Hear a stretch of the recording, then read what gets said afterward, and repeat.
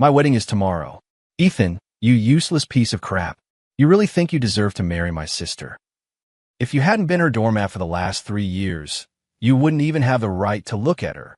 That was my future brother-in-law, Kyle, his breath reeking of the whiskey I just poured him, his 10th of the night. I didn't say anything. I just pulled a napkin from the dispenser and quietly wiped the flecks of spit from my face. Tonight was supposed to be my bachelor party, which had somehow merged into one last pre-wedding dinner between our two families. Chloe wasn't here. She called to say she had to meet an incredibly important client. For our future, she'd said. She just had to go. And I believed her, right up until my cousin, who's glued to his phone 24/7, shoved it in my face. Dude, check this out. Doesn't this bride look exactly like Chloe? On the screen, a lavish fairy tale wedding on a sprawling green lawn was being live-streamed on TikTok. The woman in the brilliant white designer gown, holding the arm of another man, was smiling with a kind of radiant happiness I'd never seen before. I'd spent 3 years memorizing that face. It was etched into my soul. It was my fiancée, Chloe Vance. The live comments scrolled by in a blur. OMG, the bride is gorgeous. And the groom, they're a perfect couple. I heard the groom is Julian Reed. Just came back from a huge job in London. The bride supposedly dumped her broke boyfriend of 3 years for him. No way, for real. She doesn't seem like that kind of person. You don't get it. That's called going after true love. The broke dude was just a stepping stone. I held the phone, the blood turning to ice in my veins. The noise of the steakhouse around me seemed to fade, muffled as if I were underwater. Kyle was still yelling next to me. Ethan, you deaf? I'm talking to you. I looked up and turned the phone screen toward him. Hey, Kyle, I said, my voice steady. Didn't you say your sister was meeting a client? The drunken haze on Kyle's face vanished, replaced by a slack-jawed stupor. He snatched the phone, his eyes locked on the screen, his mouth hanging open wide enough to catch a baseball. This is impossible. Chloe, she would never. My mom leaned over. When she saw the screen, her face went pale. She clutched her chest, and for a second, I thought she was going to collapse. What is this? Who is that woman? That is not Chloe. My dad quickly steadied her, his own face a mask of cold fury. Across the table, Chloe's parents, my future in-laws, exchanged a look. After the initial shock, a flicker of unnatural embarrassment and guilt passed between them. My stomach dropped. They knew. They all knew. Only my family and I were the fools left in the dark. Richard, you'd better have an explanation for this right now. My father's voice trembled with rage. Chloe's father, Richard Vance, cleared his throat and stammered. Now, Frank, let's not jump to conclusions. There might be some kind of misunderstanding. A misunderstanding? I let out a cold, sharp laugh and stood up. The wedding is being live-streamed to thousands of people, and you're telling me it's a misunderstanding? I grabbed my jacket. I couldn't stand to be in that room for another second. Mom, Dad, we're leaving. Ethan, Chloe's mother, Barbara, suddenly shouted, her voice laced with an imperious command. You stop right there. We haven't gotten to the bottom of this. Where do you think you're going? I turned and looked at her, my face completely calm. Where am I going? To the wedding, of course. I figure I should go ask my fiancée in person if her broke boyfriend should finally get lost. My words were a slap in the face to the entire Vance family. Kyle, red-faced with anger and humiliation, pointed a finger at me. Who the hell do you think you are, Ethan? If you dare make a scene, I'll break your legs. I didn't waste my breath responding. I just turned and walked away. Just as I reached the door, my phone rang. A number I didn't recognize. I answered. A man's voice, smooth and dripping with arrogance, came through the speaker. Is this Ethan Cross? It is. Hello. This is Julian Reed. The name was a needle, stabbing straight into my heart. On the live stream, the man with his arm around Chloe was Julian Reed. What do you want? My voice was arctic. Nothing important. Just wanted to personally inform you that Chloe and I were married today. Oh, and by the way, don't bother her anymore. She's my wife now. His tone was a disgusting mix of triumph and condescension. Also, Chloe asked me to pass along a message. She thanks you for taking care of her for the last 3 years. As compensation, she's arranged for a small severance package. $5 million. It should be more than enough for a guy like you to live comfortably for the rest of your life. The wire transfer password is your birthday. I hope you'll be smart about this and not disturb our reception. He hung up. I gripped my phone, my knuckles cracking from the pressure. $5 million. What a grand gesture. To buy 3 years of my life, my loyalty, my dignity. Behind me, the Van Cess had heard the whole conversation. A sick, triumphant smirk spread across Kyle's face. You hear that? $5 million. Ethan, you've never seen that much money in your entire life, have you? Take the cash and get lost. Thank my sister for her charity. My parents were shaking with rage, pointing at them, too furious to even speak. I took a deep breath, forcing down the inferno threatening to erupt inside me. Then, I did something none of them could have ever predicted. I took out my phone and dialed a number I hadn't touched in 3 years. The call was answered on the first ring. Sir. The voice on the other end was respectful, unflappable. Chun, I said, my own voice frighteningly calm. Activate the liquidation protocol. There was a brief pause on the other end, then the voice turned deadly serious. Sir, are you certain? Once activated, there is no turning back. I'm certain. Liquidate all assets connected to Vance Capital and Reed International. I want them to have nothing. By sunrise. I ended the call and turned to face the stunned, gawking Vance family, a cold smile spreading across my lips. The game was just getting started. I stepped out of the steakhouse. The cool night air hit my face, but did nothing to quell the fire burning inside me. My parents followed me out, my mother's eyes still red from crying. Ethan, are we just going to let this go? The Van Cess. How could they be so cruel? My dad put an arm around her, then looked at me, his voice firm. Son, whatever you decide to do, your mother and I are behind you. The Cross family may not be flashy, but we are not people you can walk all over. I looked at the gray hairs of my parents' temples and felt a pang of guilt. For 3 years, to maintain my cover as an ordinary guy, they had lived a frugal life alongside me, enduring countless snide remarks and condescending looks from the Van Cess. Mom, Dad, don't worry, I said, helping them into my 3-year-old Ford Focus. I'll handle this. You two go home. Don't let this stress make you sick. What about you? My mom asked, her voice filled with concern. Me? A razor-sharp smile touched my lips. I'm going to my ex-fiancée's wedding. It's the most important day of her life. How could I possibly miss it? After dropping my parents at home, I spun the car around and floored it, heading for the address shown on the TikTok livestream. It was a top-tier private estate in the Hamptons. The rental fee for 1 day alone was more than what an average family makes in a decade. Chloe, you really spared no expense to marry the one that got away. I just wonder, was it your money or your new husband Julian's? Or was it mine?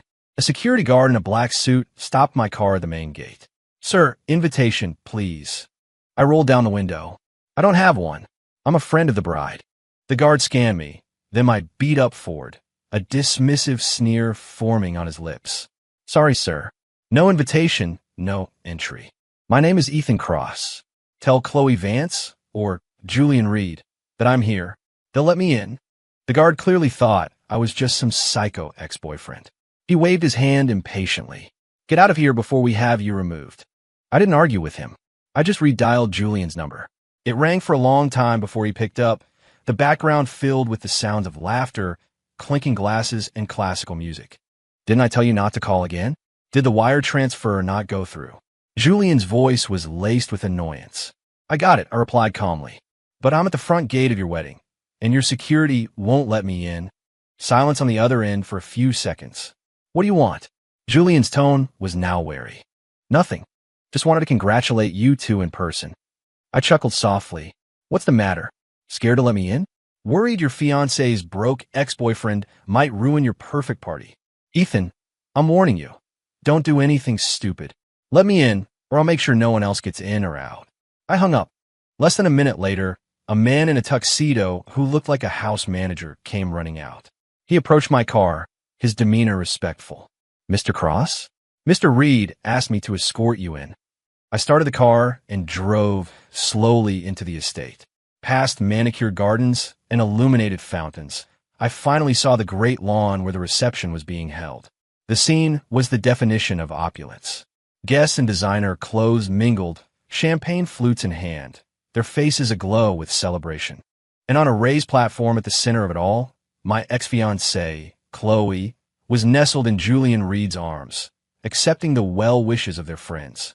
She looked stunning. The custom Vera Wang gown clung to her figure perfectly, and her makeup was flawless. She saw me. The smile on her face froze for a fraction of a second, quickly replaced by a flash of disgust and irritation. Julian tightened his arm around her, whispering something in her ear. Then he raised his glass and gave me a little toast from across the lawn, the smug look of a victor plastered on his face. I ignored them and found an empty table in a dark corner. Just then my phone buzzed. A text from Chun. Sir, the protocol is active. Phase 1 is complete. All liquid assets of Vance Capital have been frozen. Payment acceleration notices have been issued to their 3 largest creditors. Estimated time until total collapse of their credit line, 3 hours. I glanced at Chloe on the platform. She and Julian were now laughing as they cut into a towering 7-tier wedding cake. Her father, Richard Vance, was working the crowd below, beaming with pride as he accepted congratulations. They had no idea that a hurricane, powerful enough to obliterate everything they held dear, was already making landfall. I picked up a glass of red wine from the table and swirled it gently.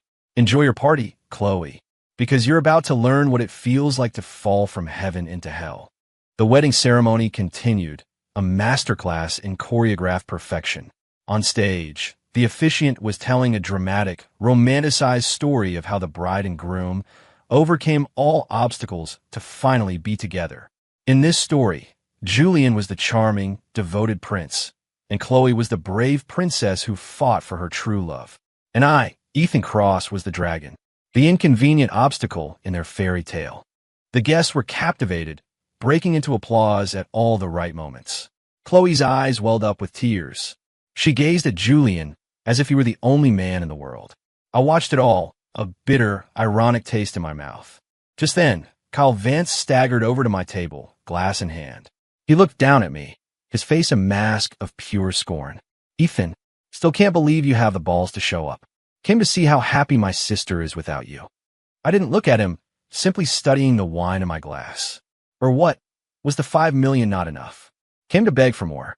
Kyle's voice grew louder, drawing the attention of nearby guests. Let me tell you something.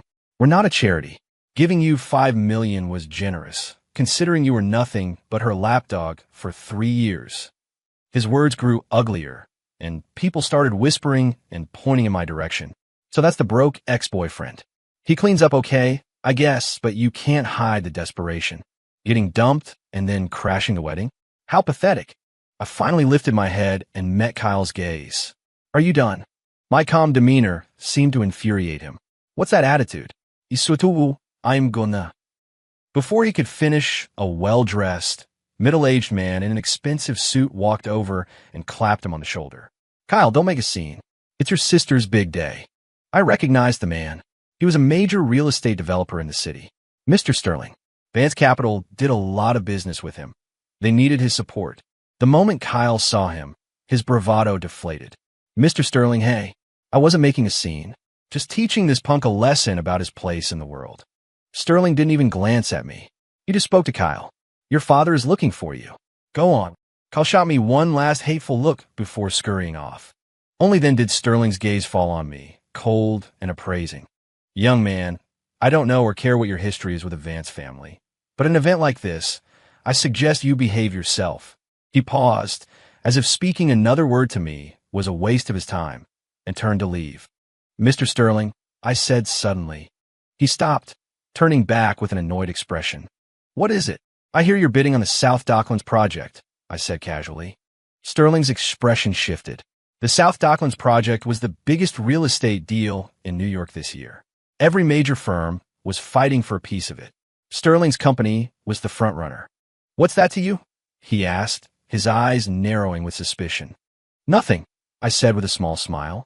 Just wanted to give you a friendly tip. You're not going to get it. Sterling looked at me as if I'd just told him the sky was green. He let out a condescending laugh. Son, you've got a lot of nerve. Do you have any idea who I am? Do you know how much I've put into securing that project? I do, I said, putting down my glass and rising to my feet to meet his gaze. I also know that your entire bid hinges on a $5 billion unsecured credit line from Sterling Chase Bank. The blood drained from Sterling's face. That information was top secret, known only to a handful of executives at his company. There was no way an outsider could know. How did you know that? Not only do I know it, I said, my voice low but clear, I can make that entire credit line disappear in the next 10 minutes. My words hit him like a physical blow. He stared at me, his face turning from pale to ashen, searching my expression for any sign of a bluff. He found none, only a chilling, bottomless calm. "Who are you?" he whispered, his voice trembling. I didn't answer. Instead, I took out my phone and, right in front of him, dialed a number. "It's me. Cancel all credit for Sterling Properties. Effective immediately." I hung up. The entire call took less than 30 seconds. Sterling stood frozen, his mind unable to process what had just happened. Just then, his phone began to ring, loudly and frantically. With a shaking hand, he answered. I couldn't hear what was being said on the other end, but I saw the color drain completely from his face, leaving it a pasty, sickly white. "What? Canceled? Why? That's impossible." He screamed into the phone, but it was useless. When he hung up, he collapsed into a nearby chair like a puppet with its strings cut, his eyes vacant. The cancellation of a $5 billion loan didn't just mean he'd lose the South Docklands project. It meant his entire company was now teetering on the brink of catastrophic financial collapse. He was ruined. I sat back down and picked up my wine, as if nothing had happened. The commotion had drawn the attention of the other guests, who were now staring and whispering. On the stage, Chloe and Julian had noticed, too. Chloe was frowning, as if annoyed that I was causing trouble again. Julian, however, was squinting, studying me with a look of intense concentration. For the first time, a flicker of uncertainty appeared in his eyes. My phone vibrated again. It was Chun. "Sir, Richard Vance should be receiving notifications from his creditors at this very moment." I lifted my gaze, my eyes cutting through the crowd and landing directly on Richard Vance. Just as the text predicted, he was staring at his phone, his face ghost white, his forehead beaded with sweat. A stark contrast to the proud, beaming man he had been just moments before. The show was about to begin. After he took the call, Richard Vance looked like he'd seen a ghost. A few of his business partners gathered around him, asking what was wrong. "Rich, what's going on? You look terrible. Are you feeling okay?" Richard's lips trembled, but he couldn't form a word. He had just received simultaneous, legally binding demands for immediate repayment from his three biggest lenders, Sterling Chase, Bank of America, and a major NYC commercial bank. He had 3 hours to repay every outstanding loan, both current and future dated. The total came to $2 billion. $2 billion. Even if he sold off every asset Vance Capital owned, he couldn't come up with that much cash. This wasn't a business move. It was an execution. "Dad, what's wrong?" Kyle ran over, sensing the gravity of the situation. Richard grabbed his son's arm, his grip so tight it seemed like he was trying to snap the bone. "It's over. It's all over." His voice was a hoarse, desperate rasp. The festive atmosphere of the wedding reception died, replaced by a strange, tense silence. The music faded. The chatter of the guests dwindled to whispers. Every eye in the place was now on Richard Vance, who looked like a man on the verge of a complete breakdown. Chloe and Julian came down from the stage. "Dad, what are you doing?" "It's my wedding day." Chloe's voice was sharp, filled with embarrassment and annoyance. She was mortified that her father was making a scene in front of Julian and all his wealthy, important friends. Richard snapped his head up, his bloodshot eyes locking on his daughter. "Your wedding day? I'm about to lose everything we have, and you're talking about your wedding day?" His sudden roar of fury stunned everyone into silence. What are you talking about?" Chloe's face flushed red, then white. "What am I talking about?" Richard laughed, a horrifying, joyless sound. "The company is about to go bankrupt. We're going to be penniless. Do you understand? Bankrupt." Chloe was stunned. "How?" "The company is fine. Fine." Richard's trembling finger shot out, pointing directly at me across the lawn. "Go ask him. Go ask that ex-boyfriend you threw away like a piece of trash." In an instant, every single person turned to stare at me. Their expressions were a mixture of confusion, disbelief, contempt, and morbid curiosity. Chloe stared too, her eyes wide with utter disbelief. Dad, are you crazy? What does this have to do with him? He's a broke loser with nothing to his name. A broke loser? Richard's laugh was even more pathetic this time. If he's a broke loser, how can he make one phone call and have 3 major banks call in all our debts at once? How can he make another and kill Mr. Sterling's $5 billion loan? A collective gasp went through the crowd. Everyone was now looking at me as if I had grown a second head. Mr. Sterling, who had been sitting in a catatonic state, now stared at me with an expression of pure, unadulterated terror. Julian's face had lost all its smugness. He finally understood that he had catastrophically underestimated his rival. He quickly walked over to me, forcing a smile onto his face. Ethan, my friend, there must be some sort of misunderstanding here. We're all adults. There's no need to take things this far, is there? Now he was my friend. I put down my glass, stood up, and brushed a non-existent piece of lint from my jacket. Friend, I looked him straight in the eye. Just an hour ago, you called me to tell me I was a broke loser who could be bought off for $5 million. And now you're telling me we're friends? Julian's face cycled through shades of red and white. He was utterly humiliated. That was wrong of me. I apologize, he said, his posture uncharacteristically deferential. About Vance Capital and Mr. Sterling's company. Perhaps you could see your way to. No. I cut him off, my voice flat and final. My gaze moved past him, landing on Chloe, who stood frozen, as if she were in a trance. She was still wearing that beautiful white gown, her makeup still perfect, but she looked like a mess. Her eyes were filled with shock, regret, and a hint of something else I couldn't decipher. A desperate plea. Ethan, she whispered, her voice barely audible. I walked toward her, one slow step at a time. With every step I took, she flinched. I stopped directly in front of her and looked down. I remember you once told me that your biggest dream in life was to wear a custom Vera Wang gown and marry the man you love most in the world. Today, you made it happen. Are you happy? My voice was soft, but each word was a hammer blow, crashing down on her heart. Tears instantly welled in her eyes, spilling over and carving black tracks of mascara down her cheeks. Ethan, I'm so sorry. Please, can you forgive me? She reached out, her hand trembling, trying to grab my sleeve. I took a step back, avoiding her touch. Forgive you. I laughed, a sound completely devoid of warmth. Chloe, do you really think you deserve it? You thought you were marrying for love, but you were just trading up, finding a better platform for your vanity. And you, Julian, I said, turning to him as his face darkened with rage. You thought you won? You thought you stole my woman? The truth is, all you did was pick up something I was throwing in the trash. Trash. My words finally broke through his composure. His handsome face twisted into an ugly snarl. Don't get cocky, Ethan. You think a little money makes you invincible? The Reed family is not to be trifled with. Is that so? I raised an eyebrow. Then I guess you haven't heard. An hour ago, every European branch of Reed International was raided and shut down by financial regulators for suspicion of money laundering and racketeering.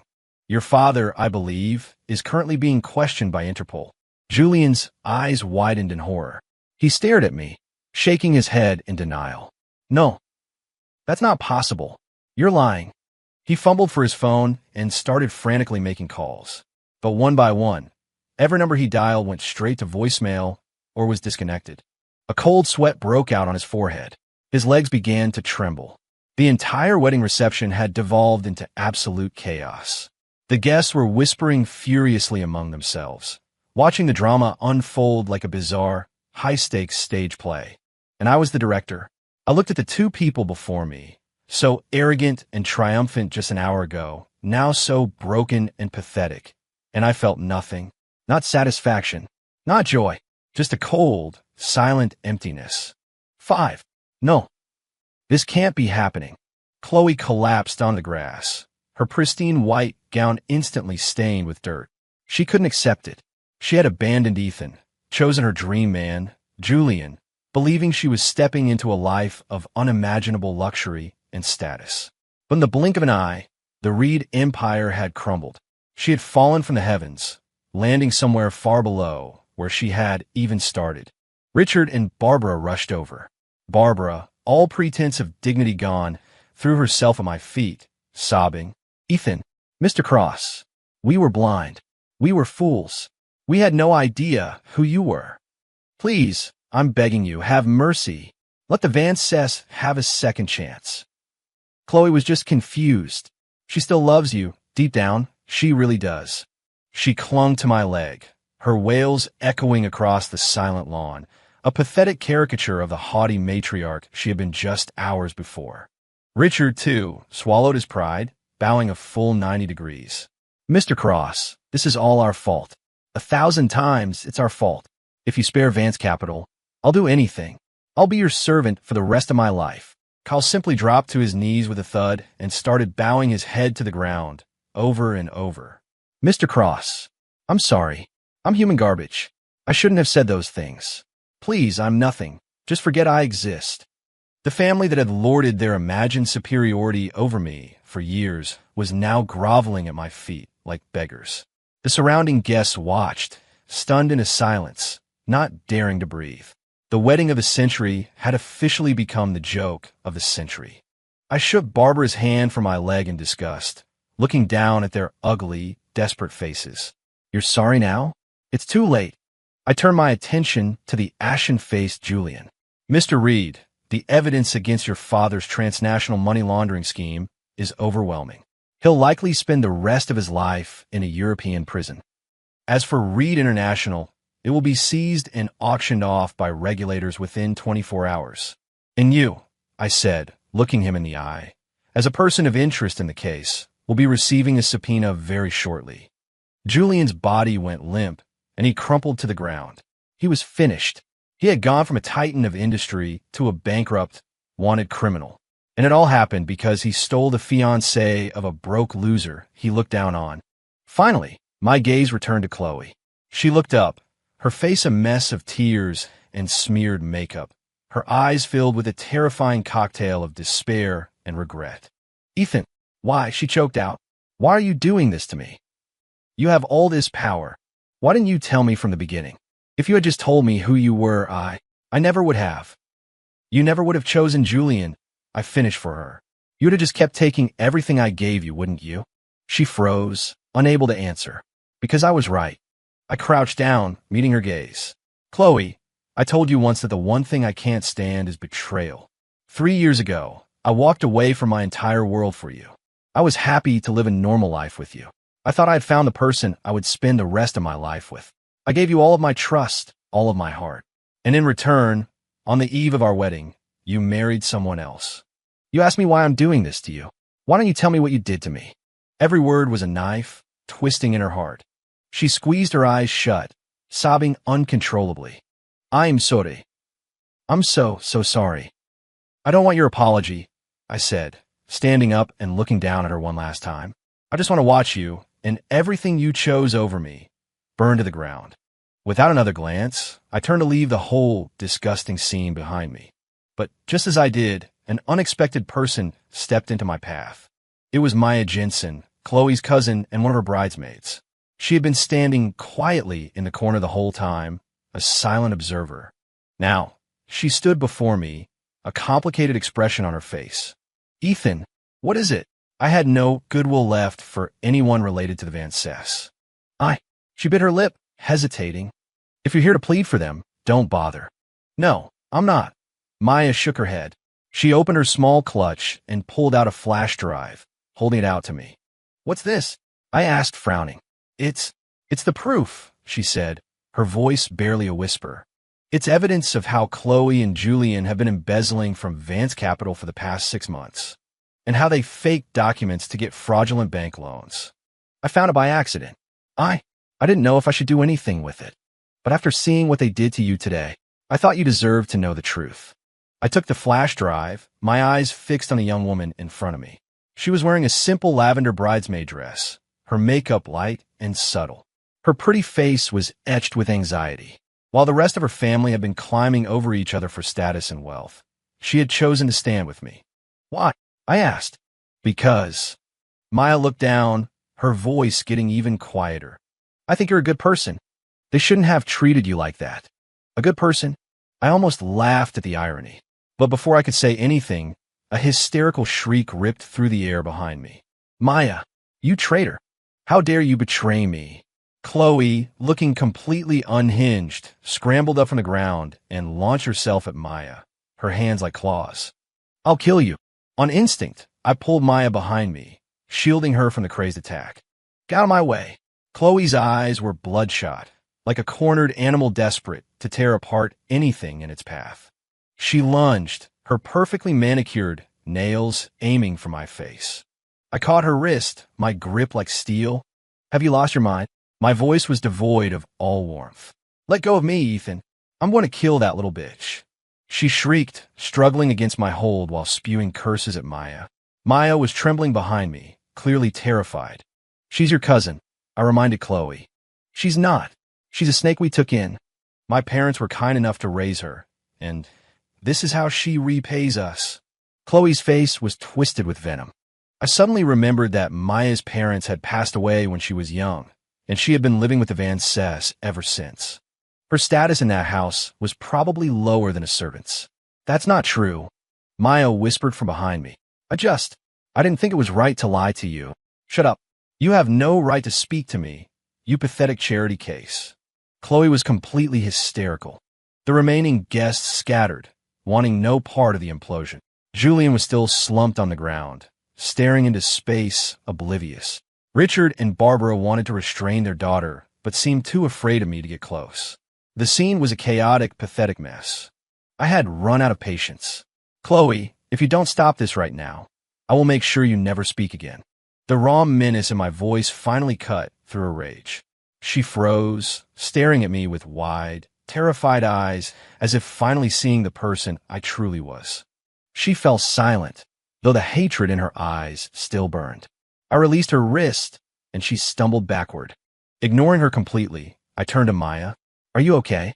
She shook her head, her face still pale. Thank you, Ethan. I should be thanking you, I said, holding up the flash drive. This is important. With this evidence, the Van Cess and Julian weren't just facing bankruptcy. They were facing federal prison. That was the only punishment that fit the crime. Let's go, I said to Maya. I couldn't stomach this place for another second. Maya nodded, quietly falling in a step behind me. As we were about to walk off the ruined lawn, Chloe's voice, hoarse and filled with despair, called out one last time. Ethan, I stopped but didn't turn around. Did you ever love me? Even a little bit. I was silent for a few seconds. Then, without looking back, I said, the moment you put on that wedding dress for another man, you lost the right to even ask that question. And with that, I walked away with Maya, leaving the ruins of the wedding and the Van Cess behind us. Once we were in my car, Maya sat in the passenger seat, staring at her hands in her lap, completely silent. Scared, I asked. She shook her head, then nodded. I don't know if I did the right thing. She's still my cousin. You did the right thing, I said, starting the car and pulling away from the estate. When you're dealing with people like that, any mercy you show them is just cruelty to yourself. Maya looked at me, a flicker of understanding in her eyes. I drove back into the city and parked in front of a small cafe. Let's go inside. I have some questions for you. Maya didn't object. We found a quiet booth in the back. I ordered her a hot chocolate. Tell me everything you know, I said, placing the flash drive on the table between us. Maya wrapped her hands around the warm mug, as if drawing strength from it, and began to talk. It turned out Julian had returned from London 6 months ago. He and Chloe had known each other in college. He was the big man on campus, and she was just one of many girls who had a crush on him from afar. They reconnected at a corporate gala. By that point, thanks to me, Chloe had started to move in more upscale circles. Dressed to the nines, she caught Julian's eye. When Julian found out she had a dirt-poor boyfriend, his arrogance and possessiveness kicked into high gear. He began pursuing her relentlessly. Designer bags, luxury cars, expensive jewelry, all the things I couldn't give her. Faced with Julian's overwhelming wealth, Chloe's vanity didn't stand a chance. She began juggling 2 lives, enjoying my devotion and attention while secretly carrying on a fiery affair with him. And I, blinded by trust, had no idea. What about the embezzlement and the loan fraud? I asked, getting to the heart of the matter. Maya's expression grew serious. It was Julian's idea. He said instead of waiting for a loser like you to make something of himself, They should create their own fortune. He used his knowledge of offshore finance to teach Chloe how to exploit loopholes in her father's company. They faked invoices, cooked the books, and siphoned millions of dollars into shell corporations they set up overseas. The plan was to completely gut Vance Capital, then disappear. By the time the company collapsed, the mess would be left for you and the creditors to clean up. They just didn't expect our wedding date to be set before they were finished. So they decided to cut their losses, stage this whole drama today, and try to buy you off and get rid of you for good. Hearing her story, a chill went down my spine. I thought Chloe was just vain, that she had just fallen for someone else. I never imagined that she was actively plotting against me, against her own family, from the very beginning. She and Julian weren't just lovers. They were partners in crime. Did Richard and the others know about this? Maya shook her head. I don't think so. To them, Julian was the golden ticket, the savior who would elevate the Vance family to new heights. They never would have guessed that their savior was planning to eat them alive. I understood. Everyone had been played. If I hadn't flipped the table today, the Vances would have ended up in a far worse state than they were now. I looked at the small flash drive in my hand, my eyes turning to ice. Chloe, Julian, your game is over. My judgment has just begun. How did you get this evidence? I asked Maya, voicing my suspicion. A file this sensitive should have been inaccessible to someone with her position in the Vance household. Maya blushed slightly. I majored in computer science in college. One time, I saw Chloe working on her laptop with some really strange financial data, so I secretly installed a key logging program on it. After that, I found everything. I looked at her, surprised. This quiet, gentle girl was a hacker. Weren't you afraid she'd find out? I was, Maya admitted honestly, but I was more afraid of you being kept in the dark. Ethan, for 3 years, I've watched how good you were to her. You picked her up from work every day, rain or shine. When she was sick, you stayed up all night taking care of her. She mentioned wanting a pastry from a bakery across town once, and you drove over an hour to get it for her. I just felt that someone as good as you didn't deserve to be treated that way. Her voice was sincere, and her clear eyes reflected my own image back at me. For a moment, my heart was touched. In 3 years, my devotion was taken for granted by Chloe and ignored by her family. But this quiet girl, the one they all overlooked, had seen it all. Thank you, Maya, I said, and I meant it. No. It's nothing, she said, waving her hand dismissively. I just did what I thought was right. I put the flash drive in my pocket. It's getting late. I should take you home. Maya shook her head. I don't want to go back to the Vance house.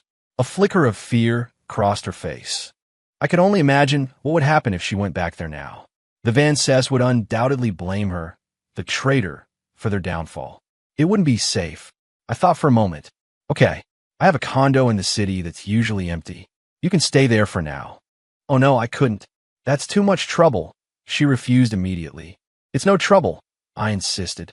You did me a huge favor. The least I can do is make sure you have a place to stay. Besides, I added, you're now a key witness in a federal case. Your safety is a top priority. Hearing that, Maya reluctantly agreed. I drove her to a high-end residential tower in Midtown. The security was formidable. You couldn't get past the lobby without a resident key card. I took her up the elevator to the 28th floor and opened the door to one of the apartments. It was a sprawling 3-bedroom unit with minimalist, expensive furnishings and a massive floor-to-ceiling window that offered a breathtaking panorama of the city skyline. Maya stood at the doorway, speechless. This is a place I use sometimes, I said casually. Pick any room you like. If you need anything, I'll have my assistant bring it over tomorrow. I handed her the key card and a spare key. Ethan, this is too much. Take it. My tone left no room for argument. Maya accepted them. What about you? I have some things to take care of, I said, checking my watch. Get some rest. And lock the door. With that, I turned and left. I didn't go home. I drove directly to the underground garage of a skyscraper in the financial district, the headquarters of Cross Holdings. I took my private elevator straight to the penthouse office. Chin was already waiting for me. Sir, what's the status? I asked, taking off my jacket and sinking into the large leather chair behind the desk. Everything has been handled according to your instructions, Chun said, handing me a file. All assets of Vance Capital and Reed International are frozen. The NYPD and our European counterparts have opened formal investigations. This is the preliminary report. I opened a file and scanned it. The report detailed how Julian and Chloe had used offshore shell companies to embezzle nearly $50 million from Vance Capital in just 6 months. They had also used falsified financial statements to defraud various banks of another $150 million in loans. Their methods weren't particularly sophisticated, but with Julian's inside knowledge and Richard Vance's blind trust in his golden goose of a son-in-law, they had been wildly successful. Where are they now? I asked, closing the folder. Julian Reed is in police custody and is being interrogated. Richard and Barbara Vance, along with their son Kyle, have also been brought in for questioning regarding conspiracy and securities fraud. As for Chloe, Chin paused. She collapsed from stress and was taken to the hospital. We have people there, as do the police. She's not going anywhere. Good, I nodded. The law was catching up to them. They would all face the consequences. Sir, there is one other thing, Chin said. Before Julian Reed's father was taken into custody by Interpol, he used a secure channel to contact a certain party. My hand, holding a teacup, froze mid-air. Who? The Knight Syndicate. My eyes narrowed at the name. The Knight Syndicate was one of the world's most elite corporate espionage and crime organizations. They were ruthless, efficient, and had connections everywhere. They didn't just specialize in financial crime. They had a stable of deadly contractors who, for the right price, would solve any problems their wealthy clients might have. The elder Reed contacting the syndicate could only mean one thing. He wanted revenge. Or, more accurately, he wanted me dead. What's their move? No movement yet, Chin replied, his expression grim. However, our sources in Europe confirm that the syndicate has accepted the contract. You are most likely the target. And they may also target the people around you. Chin's words made my blood run cold. The people around me. My parents. And Maya. By giving me that evidence, she had painted a massive target on her back. If the syndicate found out about her, they wouldn't hesitate. I immediately grabbed my phone and dialed the head of my personal security detail. Rhodes, I need 2 teams, effective immediately. One at my parents' house, the other to the Astoria Grand, apartment 2801. I want 24/7 protection. No mistakes. Yes, sir, came the instant reply. I hung up, but the sense of unease remained. I had underestimated the Reed's desperation. I thought this was a battle fought with money and lawyers, but they had dragged it into the shadows. Chun, activate the highest level of security protocols. And I want a full workup. Give me every known asset, operative, and safe house the Knight Syndicate has in Asia. My eyes glinted with cold fury. If they want to play, we'll play. The night deepened. The top-floor office of Cross Holdings remained brilliantly lit. Beyond the vast window, the lights of New York City glittered, but all I could see was the darkness churning beneath the surface. Sir, the information you requested. Chun placed a thick binder on my desk. It was everything our intelligence division could dig up on the Knight Syndicate's Asian operations in just 1 hour. I opened it and began to read. The syndicate structure was incredibly sophisticated. The identities of its core leadership were a complete mystery, while its network of operatives spanned the criminal underworld of a dozen countries. They were a spiderweb, cast invisibly over the city's darkest corners. The contractor Reed had hired was one of their best, a legendary assassin known only by the codename Scorpion. According to the file, Scorpion was brutally efficient and had never failed a contract. His specialty was making his hits look like tragic accidents. As I read through the list of Scorpion's supposed accidents, my frown deepened. I wasn't overly concerned for my own safety. My security team was composed of elite veterans from Tier 1 Special Forces units. They could handle almost anything. But my parents and Maya, they were different. They were civilians. They were my vulnerabilities. If Scorpion decided to target them instead of me, the consequences would be unthinkable. Chun, is there any way to go on the offensive?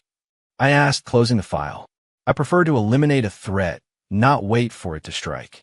Chun considered this for a moment. Scorpion's movements are notoriously difficult to track. However, we have confirmed that the syndicate maintains a clandestine contact point in the city, disguised as an antique shop. If Scorpion is going to operate in New York, he will likely use that location to receive intel and equipment. The address: Blackwood Alley, Hell's Kitchen, a shop called Blackwood Curios. I stood up and grabbed my jacket from the back of my chair. Get the car ready. Sir, you're going yourself? Chen's voice was laced with concern. It's too dangerous. The most dangerous place is often the safest, I said, putting on my jacket, my gaze firm. I'm going to pay them a visit. Besides, I need a lure to draw Scorpion out. And I was the perfect bait. Chen knew my temperament well enough not to argue. I'll have Rhodes and his team accompany you. No, I'm going alone, I countered. A team would spook them. But, sir, don't worry. I know what I'm doing. Half an hour later, I was driving my unassuming Ford Focus through Hell's Kitchen. I parked at the mouth of Blackwood Alley, a narrow, poorly lit street that felt a world away from the glitz of Midtown, and proceeded on foot. I found Blackwood Curios easily. It was a small, unassuming shop with an old-fashioned facade, indistinguishable from the other dusty storefronts on the block. A dim yellow light glowed from within. Inside, an old man with a goatee and reading glasses was intently examining a porcelain vase with a magnifying glass. I pushed the door open, a small bell chiming overhead. The old man looked up, his eyes cloudy and unremarkable. He looked like any other shopkeeper. Can I help you, son? Just looking, I said, wandering through the cluttered aisles. The shop was filled with a chaotic mix of what looked like genuine antiques and cheap junk. My eyes scanned the shelves of pottery and tarnished silver, finally landing on a small object in a shadowy corner. It was a small black wooden box, intricately carved with the image of a scorpion. I walked over and picked it up. This one for sale? The old man saw the box in my hand, and a sharp glint flashed in his cloudy eyes. Ah, the young man has a good eye, he said, setting down his vase and shuffling over. That's a family heirloom. Qing Dynasty. Not for sale. Is that so? I smiled, running my thumb over the carved scorpion. Funny. It feels to me like it's waiting for its owner. The shopkeeper's expression hardened. Who are you? Me? I turned to face him fully. I'm a customer. And a killer. The words had barely left my mouth when the old man's demeanor changed entirely. With shocking speed, he pulled a short blade from under the counter and lunged, aiming for my chest. His movements were a blur, completely at odds with his frail appearance. But I was faster. The moment he moved, I pivoted, the blade slicing through the air where I'd just been. I drove my elbow into his side with all my strength. A sickening crack echoed in the small shop. The man grunted, the knife clattering to the floor. He flew backward like a rag doll, crashing into a shelf of antiques. Pottery shattered around him. I strode over and planted my foot on his chest. Where is Scorpion? The man coughed up a mouthful of blood, his face a mask of disbelief and terror. He couldn't comprehend how this polite young man possessed such brutal skill. I don't know. Really? I pressed down with my foot. The man's face turned a deep shade of purple as he groaned in agony. I'll talk. He gasped. He's going to the Astoria Grand. Tonight. The Astoria Grand, where Maya was staying. My heart seized. Damn it. He played me. It was a diversion. I immediately pulled out my phone to call Rhodes. Just as I did, a chilling sensation crawled up the back of my neck. An overwhelming sense of danger washed over me. With no time to think, I threw myself forward, hitting the floor hard. Thwip! A bullet zipped through the air, right where my head had been, and buried itself in the wall behind me. I rolled and looked up. Perched in the rafters of the shop, like a wraith, was a figure dressed in all black. He was holding a pistol fitted with a silencer, the black hole of the barrel now aimed directly at me. It was Scorpion. 9 nice reflexes. The shadow in the rafters spoke, his voice a dry rasp, like sandpaper on wood. He didn't fire again immediately, instead watching me with the predatory amusement of a cat playing with a mouse. I slowly got to my feet, my eyes locked on his. My heart was hammering against my ribs, not from fear, but from a surge of adrenaline. It had been a long time since I'd felt this kind of thrill, this dance on the edge of life and death. You must be Scorpion, I said. You've done your homework, he replied, leaping down from the rafters and landing silently on the floor. The old man Reed is paying $500 million for your head. Frankly, I thought he was overpaying. Now, I see you might just be worth it. He advanced on me slowly, and I could feel the palpable aura of violence rolling off him. This was no common thug. This was a man who had waded through rivers of blood. Your partner's acting skills need some work, I said, nodding toward the groaning shopkeeper. Scorpion chuckled, a cold, empty sound. Him? He's just a messenger boy. He doesn't have the right to be my partner. So the intel he gave me was fake? Half and half, Scorpion said, casually inspecting his weapon. I did send a team to the Astoria Grand. But their target wasn't the girl. It was you. I knew you would arrange protection for her, and I knew you would anticipate an attack on her.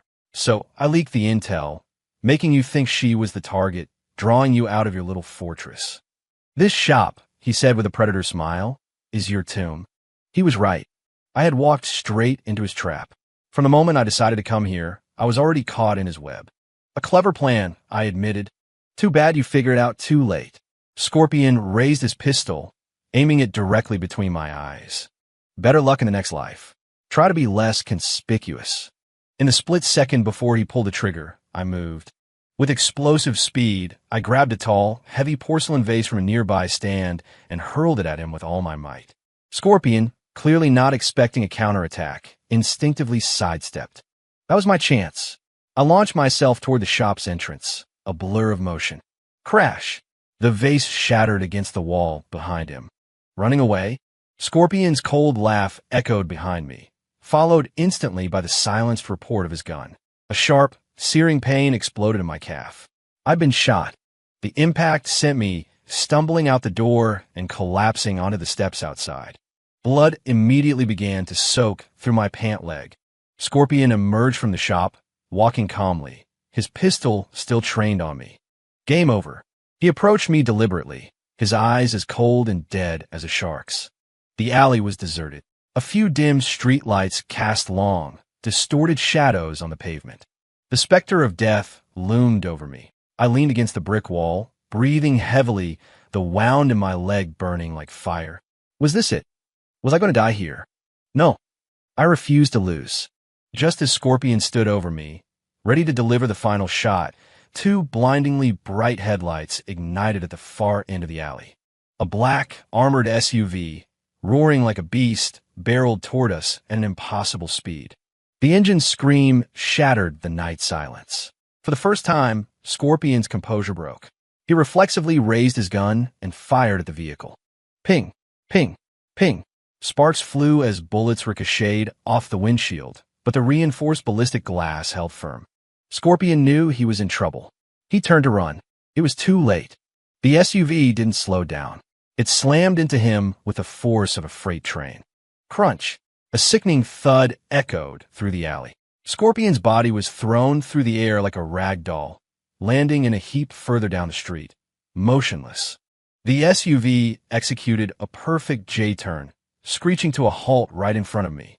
The doors flew open, and Rhodes, my head of security, rushed out with several armed men. Sir, are you all right? Rhodes's face went pale when he saw the blood on my leg. I'll live, I managed to say, slumping against the wall in relief. Forget about me for a second. Check on him, I ordered, pointing to Scorpion's crumpled form down the alley.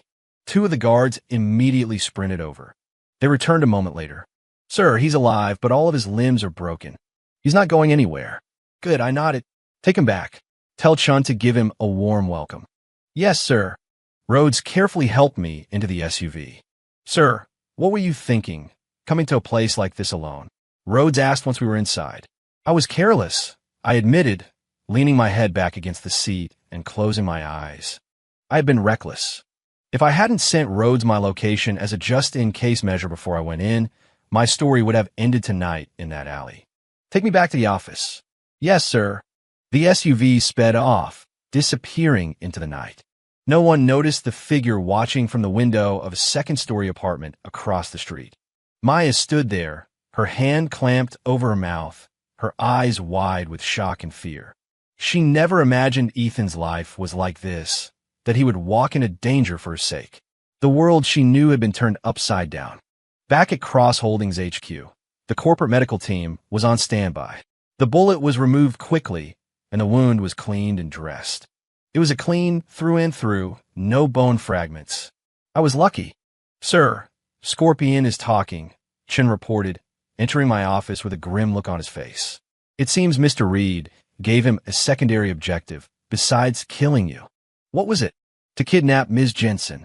The plan was to use her as leverage to force you to sign over Cross Holdings' entire European market share. My eyes went cold. The old man wasn't just vengeful. He was greedy. He didn't just want me dead. He wanted my empire. He's signing his own death warrant. What are your orders, sir? Chen asked. Package him up. Scorpion, the shopkeeper, and all the evidence we've gathered. Deliver it to the FBI. Furthermore, I want you to leverage the full weight of Cross Holdings and pressure Interpol. Launch a global investigation into the Night Syndicate. My voice was low and dangerous, leaving no room for debate. I want them dismantled. I want every one of their operatives in Asia either in a prison cell or in the ground.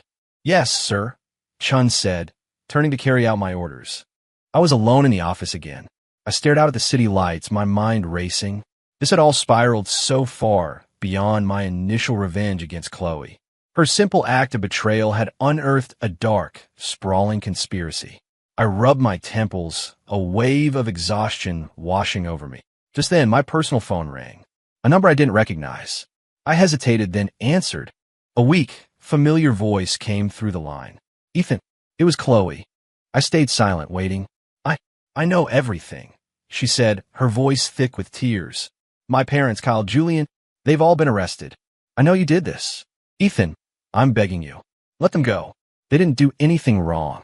This was all my fault. Come after me. Do whatever you want of me. Just please let them go. Even now, she was protecting her worthless family. Wrong. I let out a cold, humorless laugh. Chloe, are you still lying to yourself? If your family was so innocent, they wouldn't have been so happy to spend the money you grift for me. If they were so innocent, they wouldn't have stood by and humiliated me after you betrayed me. When an avalanche happens, no single snowflake feels responsible. They earned this, Chloe, every bit of it.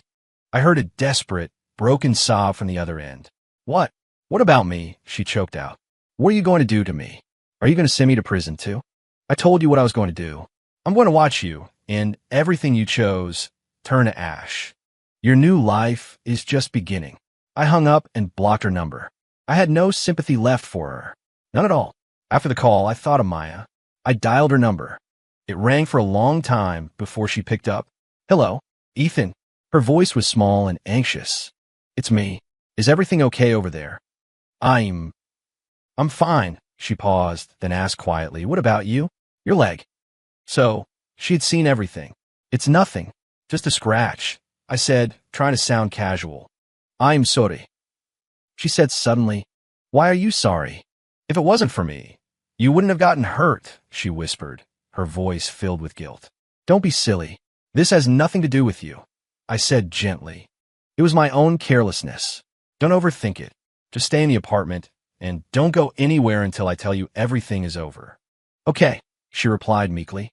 After we hung up, a warmth spread through my chest. In the midst of this cold, brutal night, Maya's genuine concern was like a single ray of light in the darkness. Maybe things weren't so bad after all. The next day, a seismic shockwave hit New York's business community. The CEO of Vance Capital, Richard Vance, along with his entire family, had been formally charged by the federal government with multiple counts of conspiracy, wire fraud, and embezzlement. The celebrated wunderkind Julian Reed was arrested on the same charges. His father, the international tycoon, became the subject of a global manhunt by Interpol for heading a massive money laundering scheme. Two powerful families, once the pinnacle of society, were wiped out overnight. The so-called wedding of the century was now nothing more than an infamous punchline. Rumors about my identity flew through the city's elite circles, but no one could figure out who the mystery puppet master was. To the world, I was still just an ordinary guy with a Ford Focus. A few days later, Chun gave me an update. For her central role in a massive criminal conspiracy, Chloe Vance was sentenced to life in prison without the possibility of parole. Richard and Barbara Vance each received 20-year sentences. Kyle got 10. Julian Reed, for masterminding the fraud, also received a life sentence. Not a single one of them escaped. When I heard the news, I felt nothing. It was justice. After the storm passed, the city returned to its normal rhythm. I wrapped up my work at the office and drove to the Astoria Grand. I knocked on the door of apartment 2801. Maya answered. She was wearing simple loungewear, her face free of makeup. She looked more beautiful and at ease than she had at the wedding. "Ethan," she said, her face breaking into a wide, happy smile. "Is your leg better?" she asked, her eyes full of concern. "All healed," I said, stepping inside. The apartment was spotless, and she had added a few thriving plants to the balcony. On the dining table, several simple, home-cooked dishes were steaming. You haven't eaten, have you?" "I just made a few things," she said a little shyly. I looked at her, and something shifted inside me. "I'm starving," I said. We sat there, at a table overlooking the entire city, and ate a quiet meal. It wasn't a feast from a five-star restaurant, just simple, home-cooked food. But in that moment, I felt a sense of peace and warmth that I hadn't felt in a very long time. "Maya," I said, putting down my chopsticks and looking at her seriously. Thank you. You're thanking me again," she pouted. "This time is different," I smiled. "Thank you for making me believe that there's still some good in the world."